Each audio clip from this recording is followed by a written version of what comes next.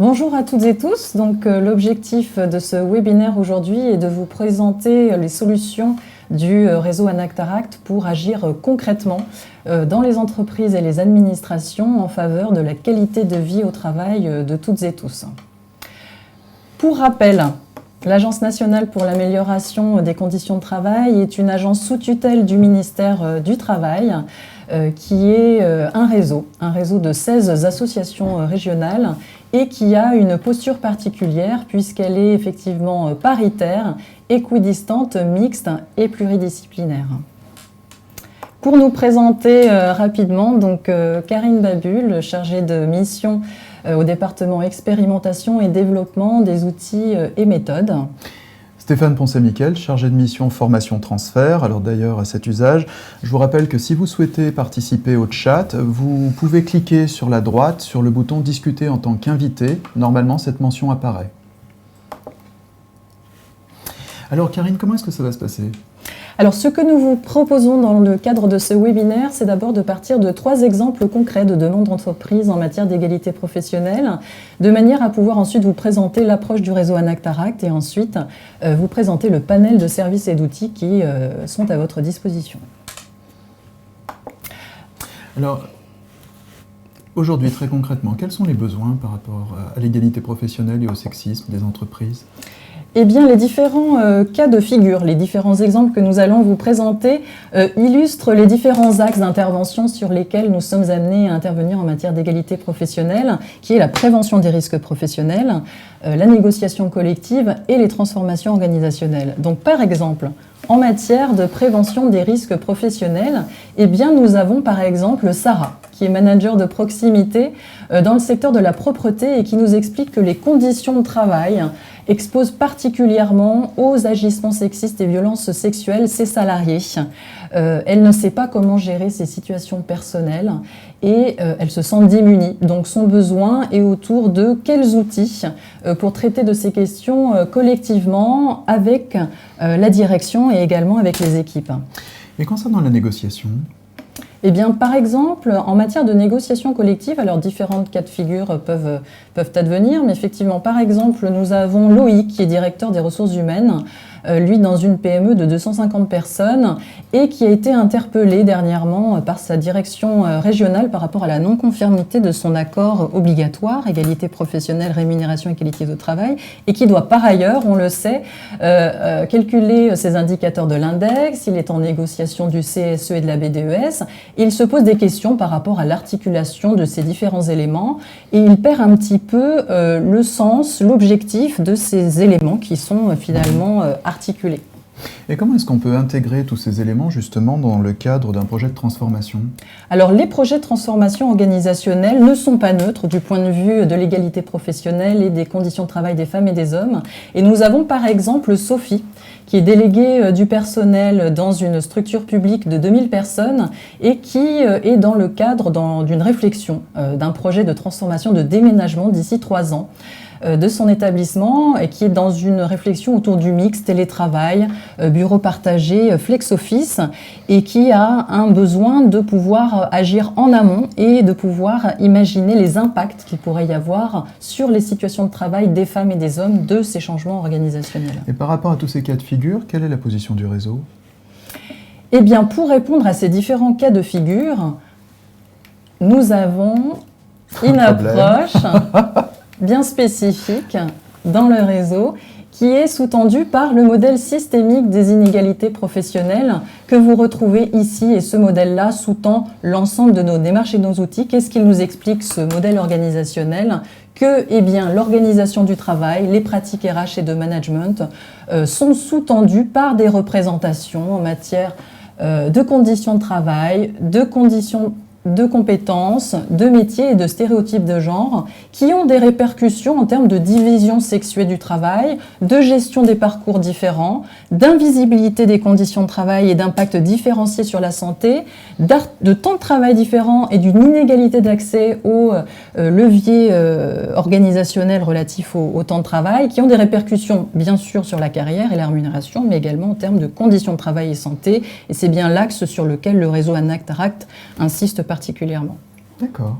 Alors nous en profitons aujourd'hui pour insister particulièrement sur le sexisme au travail, puisque nous avons la sortie de notre jeu Sexisme sans façon. Donc nous allons en profiter pour rapidement faire un petit focus sur le sexisme au travail.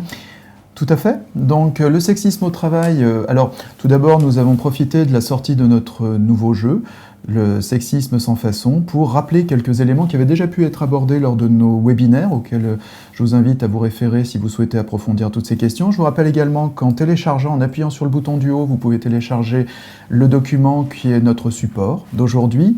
Alors, ce qu'il y a d'important, c'est que c'est l'occasion de mettre en perspective la problématique du sexisme dans les organisations. Je vous invite donc à vous reporter au continuum que vous pouvez consulter. Alors, ce qu'il va y avoir au niveau de notre approche résolument sexiste par rapport à l'ANACT, ça va être que l'ANACT a décidé de traiter le risque sexiste comme un risque professionnel à part entière. Et donc, dans ce cadre-là, de l'intégrer à toutes les réflexions et toutes les démarches collectives et organisationnelles concernant la prévention santé et sécurité au travail, pour limiter, réduire les causes et les facteurs de risque. Alors, en fait, comme il va s'agir dans toutes les démarches relatives au risque professionnel, ce qui va être important, c'est de délimiter, d'identifier et d'agir sur les facteurs d'exposition organisationnelle. Alors, ces facteurs d'exposition organisationnelle, nos travaux nous ont permis d'en distinguer 4 en réalité. Donc, vous retrouvez les catégories génériques en haut. Ça va passer du faible degré de mixité au sein des équipes. Également, la précarité de l'emploi va être un facteur potentiellement exposant. Une forte dépendance hiérarchique et également des horaires décalés qui, forcément, vont malheureusement encourager à certains moments les agissements sexistes, le harcèlement sexuel, voire favoriser les agressions sexuelles.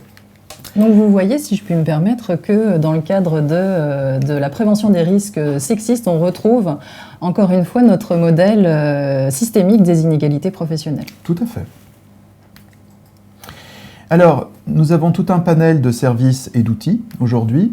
Tout d'abord, pour reprendre les 3 temps que nous exposait tout à l'heure Karine, pour servir donc une politique de prévention, pour la réfléchir, également concernant le soutien à la négociation collective et également l'encouragement et l'amélioration dans le cadre d'un projet de transformation organisationnelle. Nos ressources sont diverses et variées. Il va s'agir autant d'éléments d'information, c'est-à-dire que nous avons des 10 questions sûres, nous avons des guides également. Nous avons également de la formation par le web, notamment un cycle de 4 webinaires sur lequel je reviendrai ultérieurement, des quiz, des jeux également, puisque notre gamme de ludopédagogie nous permet également d'aborder toutes ces problématiques sur un autre registre. Alors, le nouveau jeu pédagogique de l'ANACT, auquel je faisais référence, le sexisme sans façon, en fait, est directement issu d'une de nos démarches, notamment de nos interventions, c'est-à-dire qu'on va travailler et on va faire jouer des équipes dans le cadre de la restauration. 4 équipes sont challengées pour satisfaire une commande. Et dans ce cadre-là, on va leur poser des défis, des questions, elles vont gagner des points, en perdre d'autres, et donc il y aura une équipe gagnante, forcément. Alors, les enjeux, ils vont être triples. Ça va permettre à la fois de donner une dimension un peu plus quotidienne au sexisme, parce que l'objectif, c'est de montrer qu'il n'y a pas que le harcèlement et que les agressions. Il y a aussi des micro-incivilités qui se répètent, qui peuvent créer un climat un petit peu délétère pour certains salariés, notamment.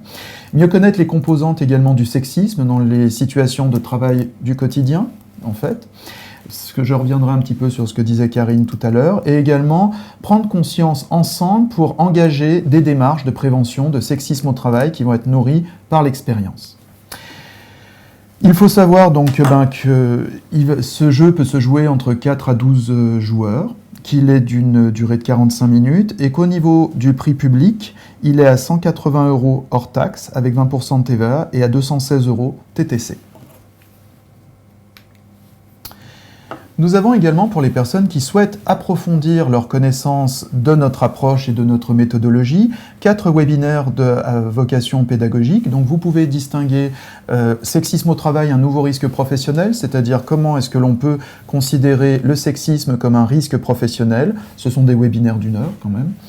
Ensuite, les 3 niveaux de prévention auxquels Karine faisait référence tout à l'heure, donc prévention primaire, c'est-à-dire comment prévenir en amont, prévention secondaire, sensibiliser et former, prévention tertiaire, comment traiter un cas en mettant un dispositif d'alerte, d'écoute, de recueil des problématiques.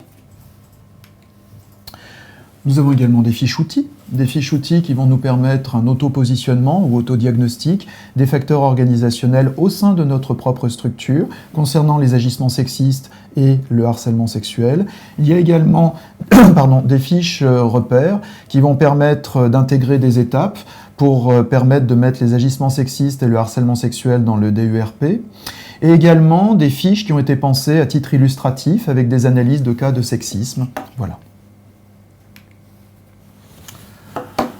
Alors, nous avons également d'autres références à consulter qui sont téléchargeables. Donc là, je vous invite à télécharger notre document, toujours pareil. Vous pouvez cliquer sur le bouton du haut et à partir de là, vous aurez notre support avec toutes ces références. Tout est sur notre site, également téléchargeable.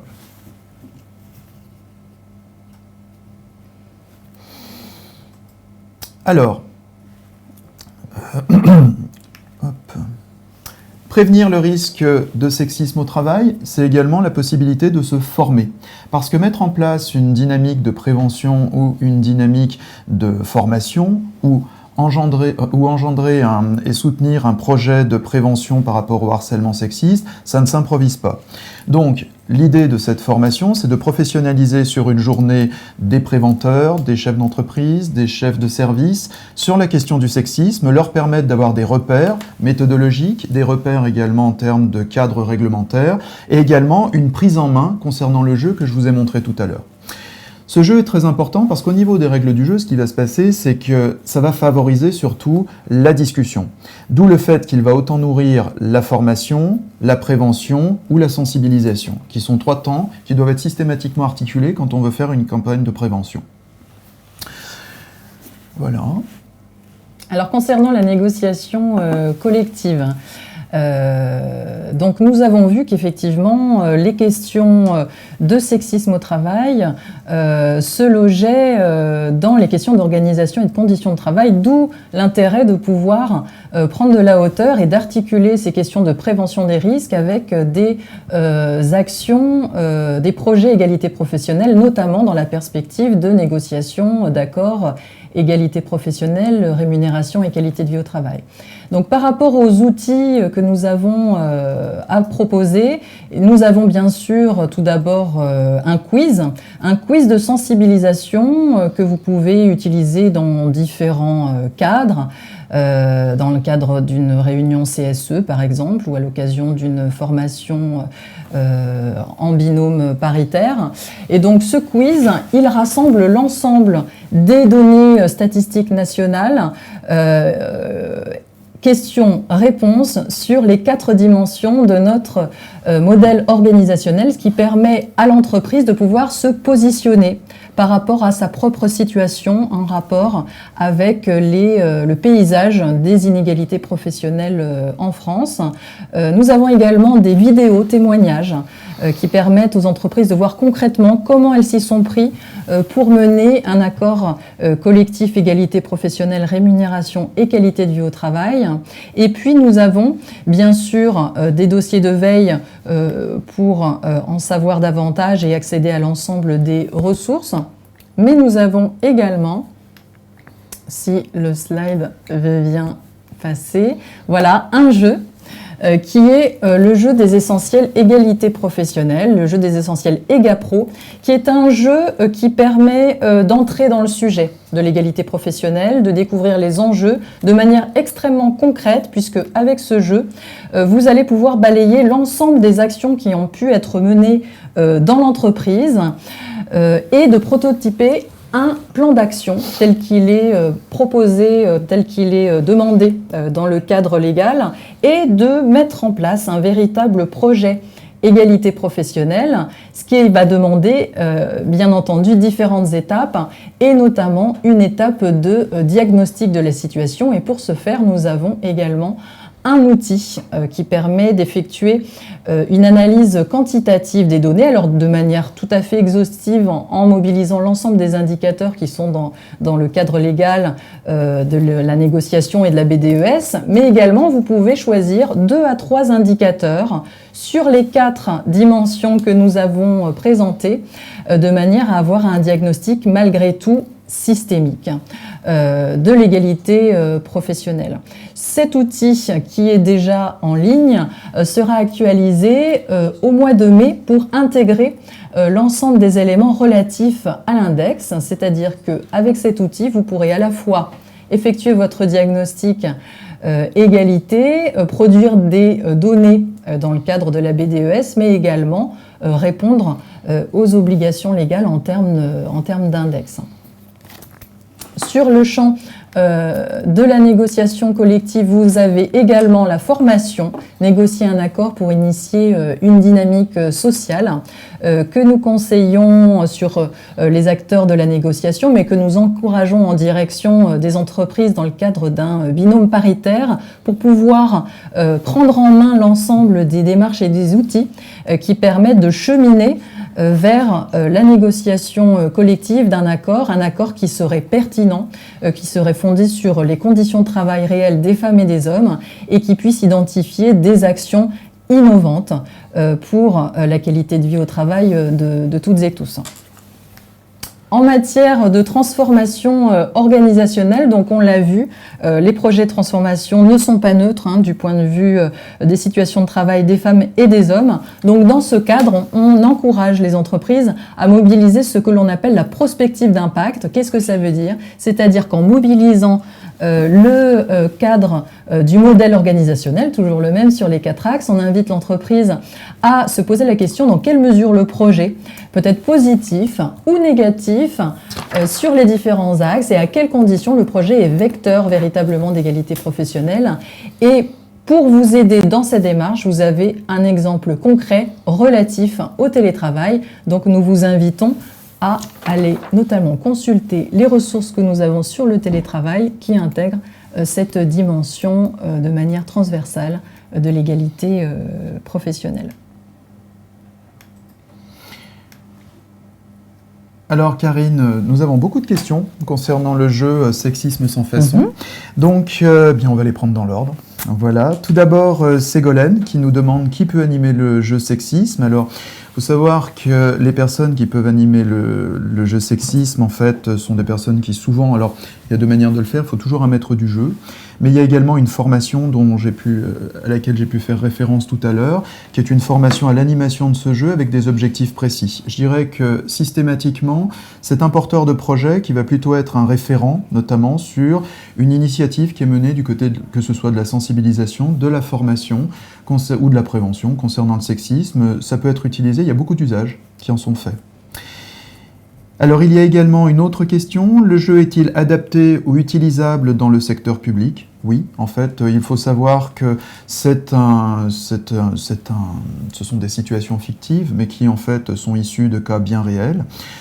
L'intérêt aussi, c'est de transporter et de transposer les problématiques qu'on peut rencontrer pour permettre aux salariés de se rencontrer autrement et de pouvoir échanger autrement sur des thématiques qui quand même sont difficiles à aborder d'une manière un peu plus apaisée ou du moins sur un format un peu moins tendu. Voilà. Voilà. Alors, nous avons une question de Bérangère qui nous demande: auriez-vous des exemples d'unconscious bias dans l'entreprise?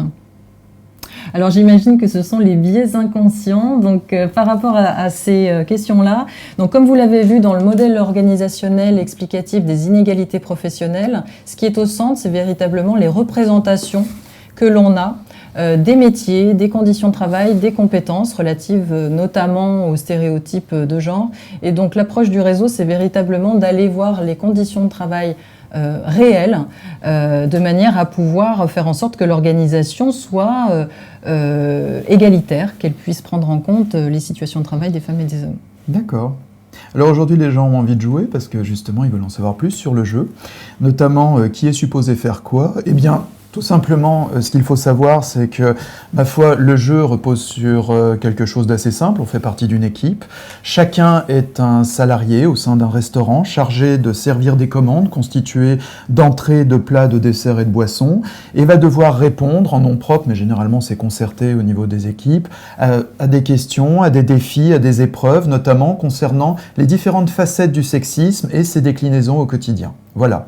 Donc les exemples sont extrêmement variés. Ils vont concerner à la fois des situations qui vont regrouper un homme, une femme, deux hommes, deux femmes.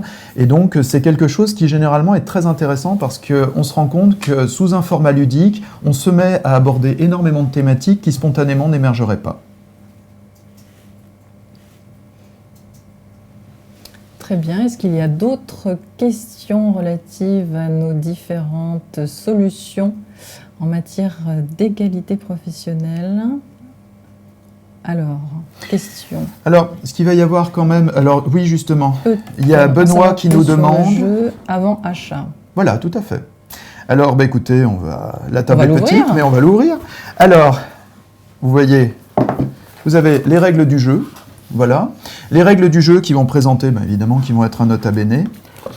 Un plateau qui va être... un plateau sur lequel vous allez mettre des jetons qui vont correspondre, comme je le disais tout à l'heure, nous sommes dans un restaurant, donc à des boissons, des plats chauds, des desserts, etc. Je ne vais pas vous faire l'inventaire. Et ensuite, vous avez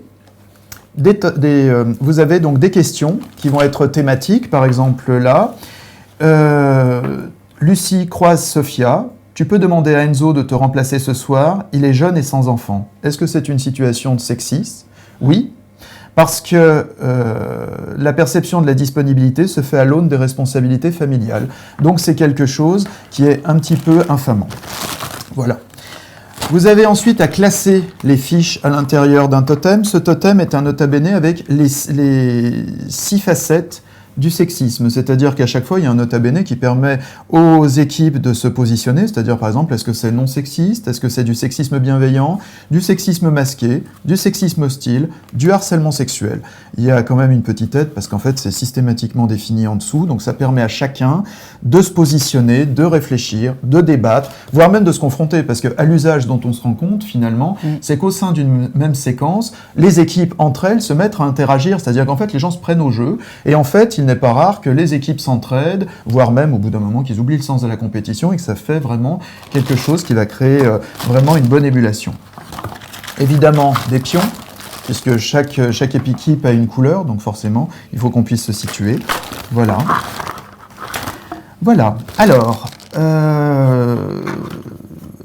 avez-vous des exemples de sexisme et client-fournisseur et comment le prévenir? Alors par contre, je ne connais pas toutes les cartes par cœur, mais je crois en avoir vu. Bah, effectivement, si on revient sur l'ensemble des facteurs organisationnels qui peuvent favoriser les cas de violence, de sexisme au travail, on a effectivement les situations contraintes entre les salariés et les responsables hiérarchiques, bien sûr, les collègues, mais aussi les clients, les fournisseurs. Donc, tout système de toute situation de travail contrainte où les salariés auraient de faibles marges de manœuvre pour effectuer le travail sont des situations où effectivement il peut y avoir des cas de figure de violences sexistes.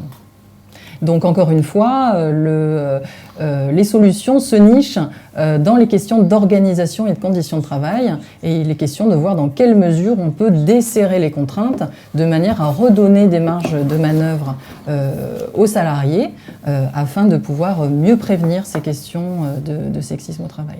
Ok. Alors Jean nous pose une question. Pourrait-on également voir le jeu essentiel EGA Pro? Tiens. Donc attends, je te débarrasse du plateau. Oui. Voilà. Alors, le jeu essentiel égalité professionnelle, ce sont des cartes actions. Ce sont des cartes actions qui sont organisées. Vous retrouvez ici les 4 axes du modèle organisationnel des inégalités professionnelles. Donc on retrouve des cartes relatives à la mixité, aux conditions de travail, au parcours, au temps de travail, et vous avez également des cartes méthodes. Donc ce jeu, il vous permet de faire véritablement le bilan. Donc vous passez en revue l'ensemble des actions. Ça vous permet de savoir ce qui est existant et inexistant, souhaité, non souhaité, à améliorer. Et vous avez sur ces cartes également la mention, pour rappel, des domaines d'action. Des domaines d'action qui sont les domaines dans le cadre légal de la négociation collective. Donc, pour rappel, les entreprises ont à identifier un plan d'action avec 3 ou 4 domaines d'action selon la taille de l'entreprise. Et vous avez également la mention relative à l'index. Donc, ce jeu vous permet véritablement de faire le lien, de faire un diagnostic, bien sûr, mais de faire le lien avec l'ensemble des obligations légales en matière d'égalité professionnelle. Donc, une fois que vous avez ce jeu peut être mobilisé en CSE, en groupe, en comité de pilotage paritaire, avec des équipes ou en intermanager, de manière à pouvoir sensibiliser sur l'égalité professionnelle. Et comment? En voyant très concrètement, tout de suite, qu'est-ce que l'on peut faire, et de se dire qu'est-ce que l'on fait, qu'est-ce que l'on ne fait pas, qu'est-ce que l'on pourrait faire, et à mettre en œuvre véritablement un véritable projet, puisque ce jeu-là ne se substitue pas à un véritable projet en matière d'égalité professionnelle, mais il est une amorce, une sensibilisation à ces questions qui concernent bien entendu les femmes, les hommes et les conditions de travail d'une manière générale.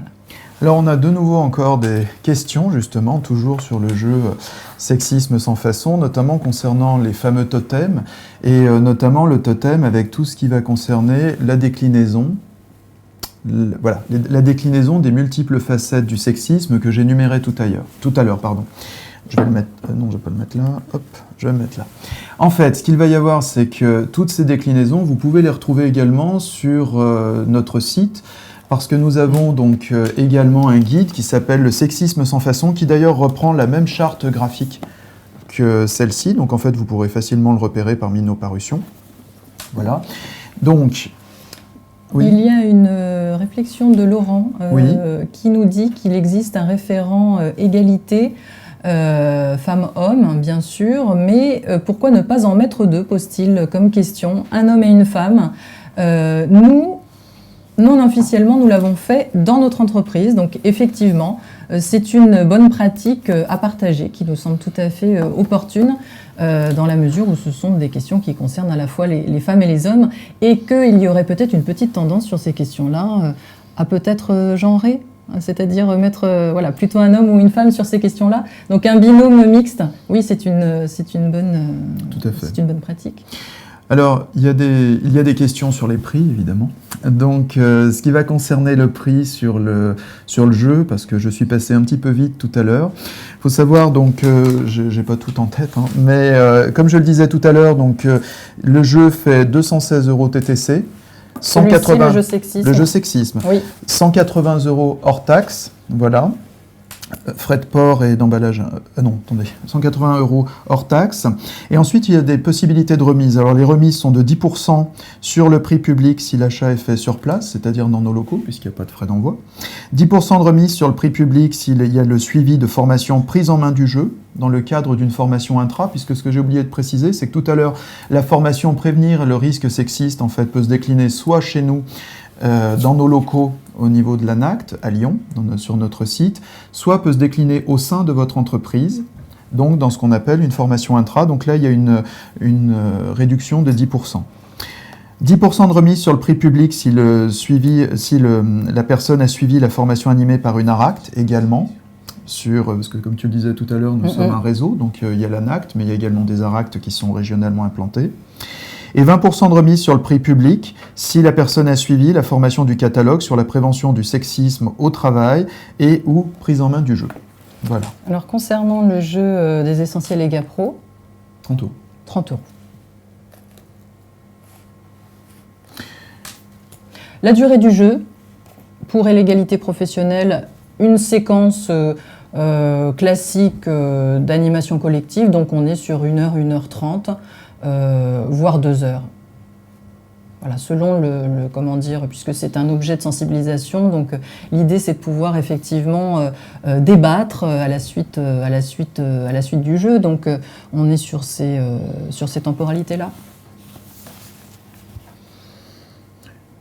Nombre de joueurs, bah, on est aussi sur comment dire, des jauges